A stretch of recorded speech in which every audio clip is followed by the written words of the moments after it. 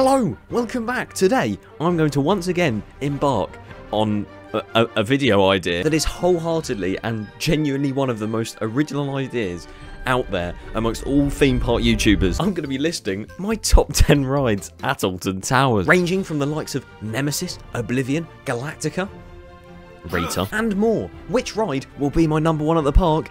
Well, the answer to that is literally the whole premise of this video, so make sure you watch till the end. Starting us off at number 10 is a dark ride in the park, and that is Gangster Granny the Ride, in the world of David Walliams, the Britain's Got Talent man. Now, as much as this isn't the most amazing ride in the world, what it does do, it does very well. It's got loads of different effects, theming pieces, and also smells. Honestly, the first time I rode it, I almost threw up over the smell. It was quite horrendous. The way it goes through each scene is really clever, and without spoiling it too much, the ending really catches you off guard.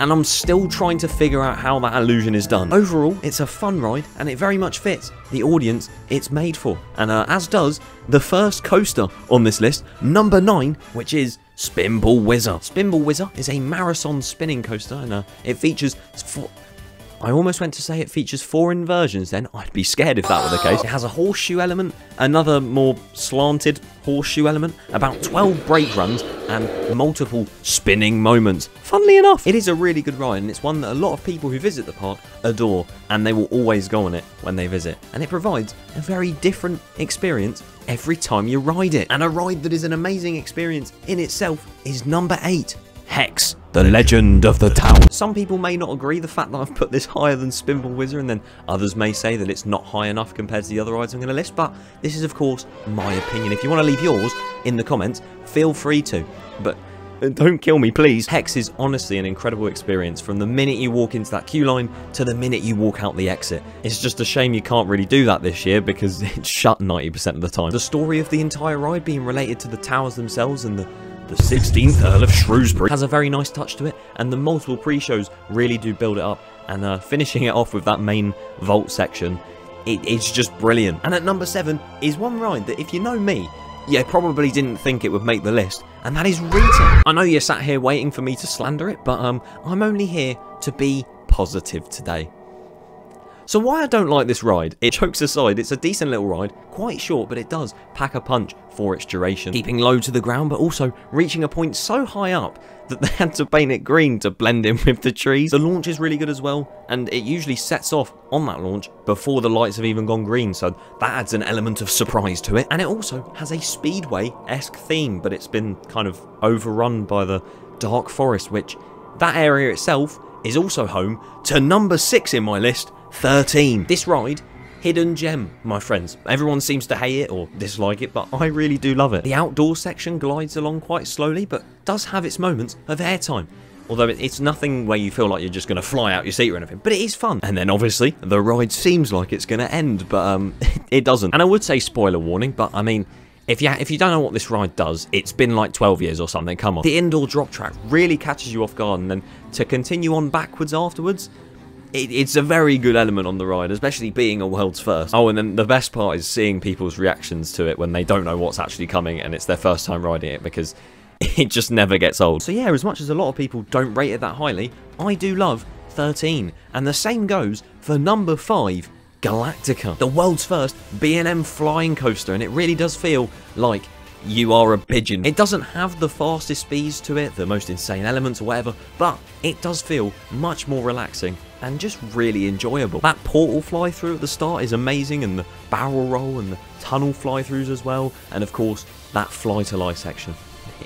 I love it. It's very re-rideable and is a ride that the whole family could enjoy, and it delivers the experience it sets out to deliver. Now, I would sit here and say my usual statement of bringing back its old theme, but you know, we'll leave that for a later debate. The old soundtrack did slap though. At number 4, we have the fastest ride at the park, Oblivion. Yeah, if you didn't know, Oblivion is faster than Rita. The ride that's marketed as super fast and all this stuff isn't as fast as Oblivion. Oh god, I just said something negative about Rita, how could I? Oblivion hasn't got much to it, but that drop is exactly why it's so high up in my rankings.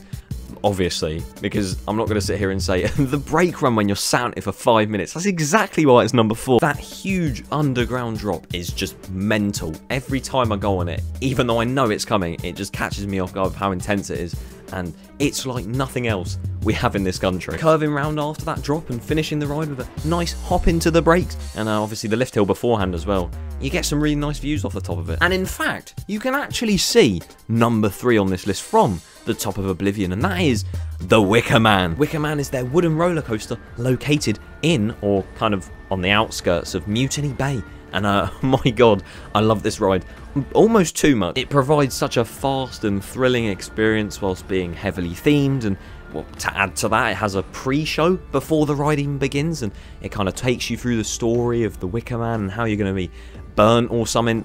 Yeah, you. The queue line beforehand runs all the way around and underneath the ride, and you get some amazing views from it. And well, obviously you can't go without mentioning the huge structure itself. It's just mad. And I know a lot of people recently have been saying that this ride is too rough and all that kind of stuff, and I don't think it is personally.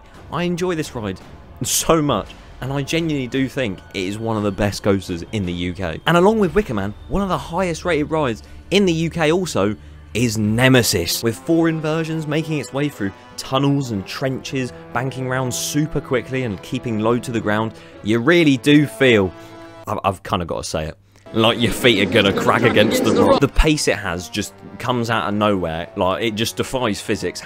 Look at that drop. How does it get so much speed from that? And the intensity of it is just mental. Like, there's been a few times where I've been on it where I've literally greyed out. That's how intense it is. I feel I have to mention this. The ride is of course getting a retrack at some point over the next few years, so could we see it running even better than now, or maybe will it run even worse, or will it just continue being the same amazing coaster that it is now?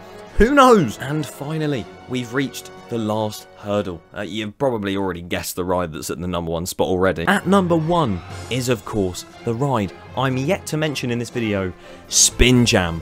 God, I hate that ride. It is without question the Smiler. This ride is just crazy as hell. It's located in X Sector next to Oblivion, and it's got 14 inversions, the world's most inversions on a roller coaster, and it's all tangled into the tiniest bit of land, and they somehow made it work. It never fails to give a good ride experience, and honestly, it has my eyes swirling every time I get to the end of it. I'm going to end up on the Marmalade soon. The ending of the ride, though, is criticised quite a lot for being quite rough and quite headbangy, and I see that, but I haven't found it too bad recently, and I feel it doesn't really take away from the ride at all. And I'm not going to lie to you, despite having 14 inversions, my favourite part is the airtime hill on the second part of the ride, because you get flung out of your seat, and it's just amazing. And off-ride, to look at this thing, is just mesmerising. I love it to bits. And if you're curious as to what my top 10 rides at Thorpe Park are, then click here. Hope you enjoyed, and I'll see you all next time.